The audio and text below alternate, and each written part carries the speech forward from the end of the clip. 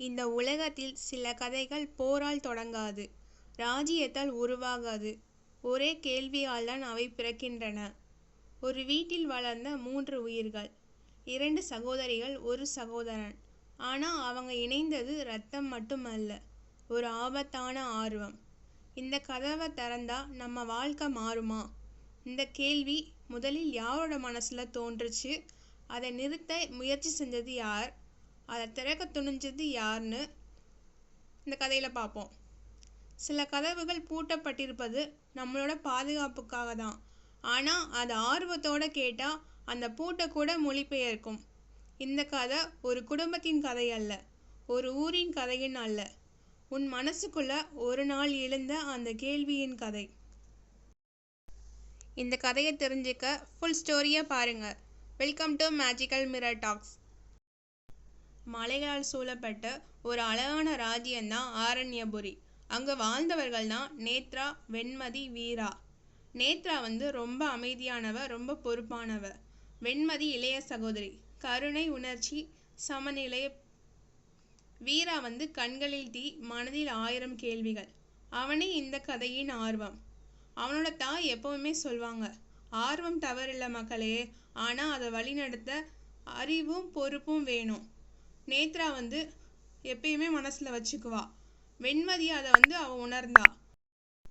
ஆனால் வீரா மனம் மட்டும் அடுத்த கேள்விக்குள்ளே ஓடியது. ஒரு நாள் தடை செய்யப்பட்ட கோவிலில் இருந்த ஒரு கல் வாசகத்தை வீரா பார்த்தான். ஆர்வம் உன்னை அழைக்கும், கதவை திறந்தா உண்மை வெளிப்படும். நேத்ரா எச்சரித்தாள். வீரா அனைத்து உண்மையும் தாங்க முடியாதுன்னு நேத்ரா சொல்றா. வெண்மதி சொல்றா, ஒரு கதவை திறக்கிறதுக்கு முன்னாடி அதோட விளைவை யோசிக்கணும்னு சொல்றா. ஆனா ஆர்வம் எச்சரிக்கையை விட வேகமானது. வீரா ஆர்வம் தாங்காம அந்த கதவை திறந்தான். அந்த கதவுக்குள்ள இருந்த கெட்ட சக்தியான வைகுந்தன் வெளியே வந்துட்டான். வைகுந்தன் யாருன்னா, ஒரு காலத்துல மிகப்பெரிய யானை. ஆனா அறிவை தவறா பயன்படுத்தினால நிழலா மாறியவன். அந்த கதவை திறக்கவும் வீரா காணாம போனான். நேத்ராவும் வெண்மதியும் பயப்படாம 2 பேரும் காட்டுக்கு போனாங்க. அங்க அரண் முனிவர் அவர்கிட்ட கேட்டாங்க, வைகுந்தனை அழிக்க முடியாதா? அவர் சொல்றாரு, ஆனால் அவன் ஆர்வத்தை அறிவாக மாற்றினால் அவன் சக்தி கரையும்னு. வைகுந்தன் வீராவை பார்த்து, உன் ஆர்வம் தான் என்ன மீண்டும் உலகத்துக்கு அழைத்தது சிறுவனே.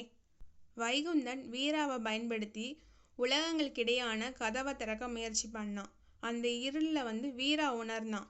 வீரா, நான் தெரிஞ்சுக்க தான் நினைச்சேன், அதுக்கான பொறுப்பை யோசிக்கவே இல்லை.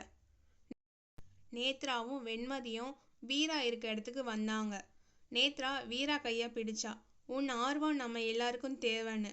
வெண்மதி அவனோட தோல்ல கை வைத்தார். ஆனா அது கருணையோட இருந்தா தான் அது ஒளி. 3 பேரும் ஒரு வட்டமா நின்னாங்க. ஆர்வம் இப்போது அழிவில்லை, புரிதல். ஒளி பரவியது, நிழல் நடுங்குச்சு, வைகுந்தன் மறைஞ்சிட்டான். ஆர்வம் கதவை திறக்கும், ஆனா எதை உள்ள விட வேண்டும் என்பதை அறிவும் கருணையும் தான் தீர்மானிக்கும். இந்த கதையில உங்க சிஸ்டர் அல்லது பிரதர் எந்த கேரக்டருக்கு சூட் ஆவாங்கன்னு கமெண்ட் பண்ணுங்க. இந்த கதை உங்களுக்கு பிடிச்சிருந்துச்சுன்னா லைக் பண்ணுங்க, ஷேர் பண்ணுங்க, சப்ஸ்கிரைப் பண்ணுங்க.